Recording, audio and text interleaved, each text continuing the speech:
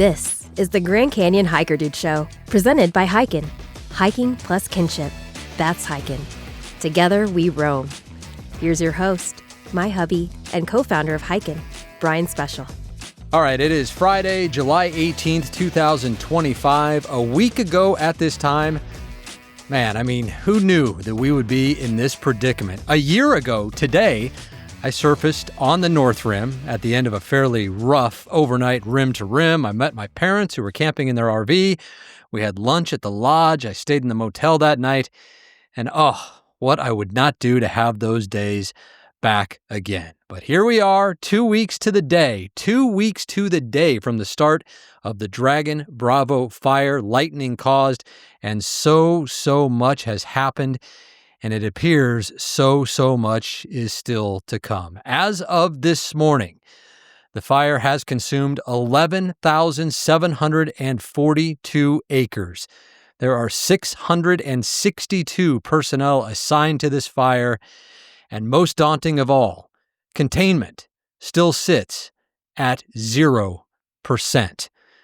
From the morning briefing, cooler, wetter weather helps slow fire behavior temporarily. The fire, though, is expected to intensify yet again as hotter, drier weather returns for the weekend. Crews are continuing to build fire lines, clear hazardous trees around the North Rim infrastructure, and assess and protect structures. Maybe a little bit of good news, but for very few people, Boat Beach at the bottom of the canyon in the Phantom Ranch area is now open again for river runners to refill their water, which they can do at the spigot down there. So that's a little bit of good news. Again, mop up and tree removal in the administrative loop area. Crews are working with utility teams to evaluate fire damage to power lines and generators. And then there is protection still going on preemptively at many places. Some rain Thursday. Missed the fire zone, unfortunately. They didn't get too much of it. 40% chance of rain today. And then hot and dry conditions return for the weekend. The worst possible news that we could have. Closures. Still, North Kaibab Trail, of course, is closed. South Kaibab remains closed because of the smoke. Bright Angel Trail below Havasupai Gardens is closed. The River Trail between Pipe Creek and South Kaibab, that's been closed for the Waterline project. Anyway, Tonto between Tip-Off and Havasupai Gardens remains closed as well, as do Phantom Ranch and Bright Angel campgrounds. And the North Rim, of course, will remain closed for the entirety of the 2025 season, and maybe much longer than that. We just do not know. And tonight, well, there is a little bit of a new threat, though I do want to stress it is minimal at this point. But crews are assessing what to do with Kaibab Lodge outside the park should that become truly threatened. It is preemptive what they're doing right now. They're just assessing the situation, but even talking about it does show us that this fire is not slowing down. Rob Roy Williams of the Southwest Area Incident Management Team 4 briefed the media earlier today. One of the other big things that we'll be having our firefighters do is go up and start evaluating structure protection needs around the Kaibab Lodge and the gas station. Right now, that's outside of anywhere of our primary control lines. But what we don't want to have happen is if we do potentially get a spot fire or activity picks up, we want to make sure that we protect those values there so we can ensure that there be no damage from the fire. We think that's kind of a low probability, but we definitely don't want to make any assumptions, and we want to make sure that those structures and that value stays good for the duration of the fire. Meanwhile, around the lodge and developed area of the North Rim, well, there's a little bit of potential good news, I guess you could say. Down around the develop area on the southeast corner of the fire, we continue to have our structure group and firefighters down there working, mopping up, securing around the structures. One of the big things that they were able to start working on yesterday is some hazard tree removal. So they started working around the North Rim Hilla Base, and today they're going to be coming in down around the admin loop and evaluating those trees and taking a look at which ones are fire weakened that can potentially come down in the future and get those put down on the ground and remove those hazards so we can look at trying to get folks back in that area as soon as we can to kind of start evaluating their places and get their personal belongings. I know there are many anxious folks hoping that happens, and soon. Closer to the North Kaibab trailhead, now we still haven't heard a word from anyone about the fate of the trailhead area or anything below the rim. So all we can do is speculate, which is extremely, extremely frustrating, especially considering maps show the fire has burned all the way down to Supai Tunnel, which is 1.7 miles down the trail. But adjacent to North Kaibab, just above it, is the Ken Patrick Trail. There is a couple trails, the Ken Patrick Trail in there, and we're going to be evaluating to see if there may be any options to go direct in there with some firefighters and maybe some equipment. So maybe we can just lock in that corner of the fire so we don't have any additional growth. So they'll be up there today really evaluating that and coming up with a plan to see if that's a viable option for us, as well as just some of the other values at risk we have over there. Our firefighters went out there. They've got the Green Lake cabin. It's all wrapped. We've got some sprinklers around it.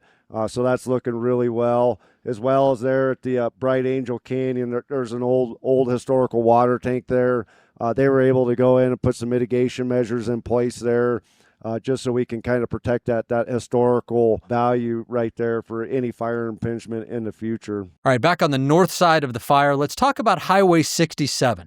That's the main entrance into the park, the road you pick up at Jacob Lake and take in the rest of the way, past Kaibab Lodge and the gas station and those gorgeous rolling meadows where you see the bison sometimes, and then finally through the gate at the entrance station where you pay your fee and get your map. Well, crews have been working back toward that entrance station since yesterday. They've continued to prep that all the way up to the park entrance. That's looking real good, as well as they were able to do a little bit, start the mitigation work around the North Park entrance and the structure. There's a few structures just on the west side of that. They went in there, did a little bit of work in there yesterday. They're going to be back in there today. We're going to put some structure wrap, which is basically some foil type material that can go around those wooden structures that kind of help protect it from ember wash and radiant heat.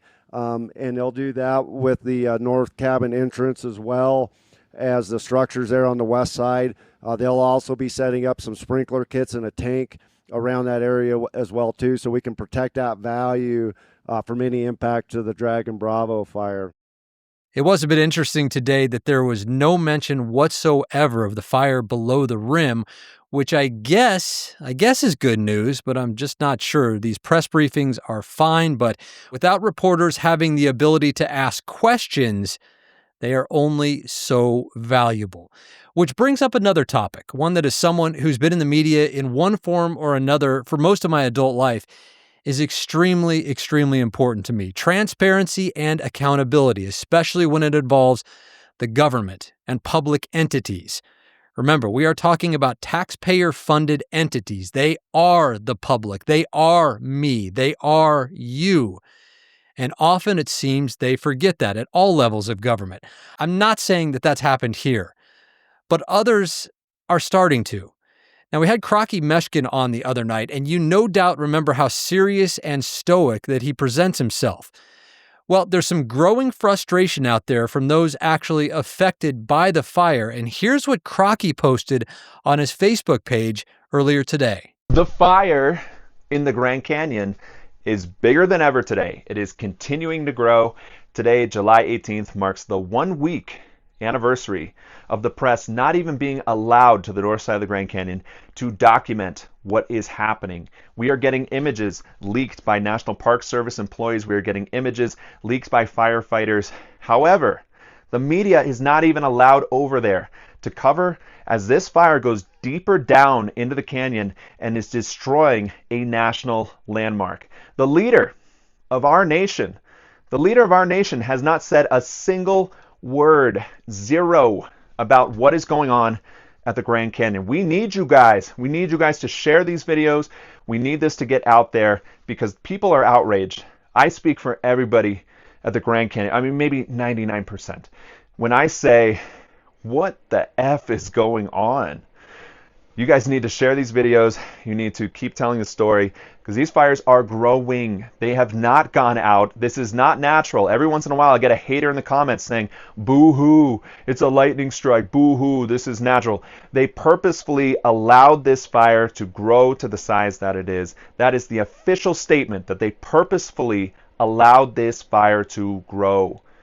We need to talk about this, people. So, the situation continues, and that is the update for today. The anticipation is for the fire again to start growing again this weekend as hot and dry conditions return. Hopefully there's a big monsoon storm that hammers this fire first, but I'm just not sure how much optimism that there is for that. Oh, by the way, don't forget to grab one of those North Rim Rising tees on our website, hikin.club, hikin.club. All profits will go to those affected by this fire. We just added a women's cut today to go with our unisex tee and our hoodie.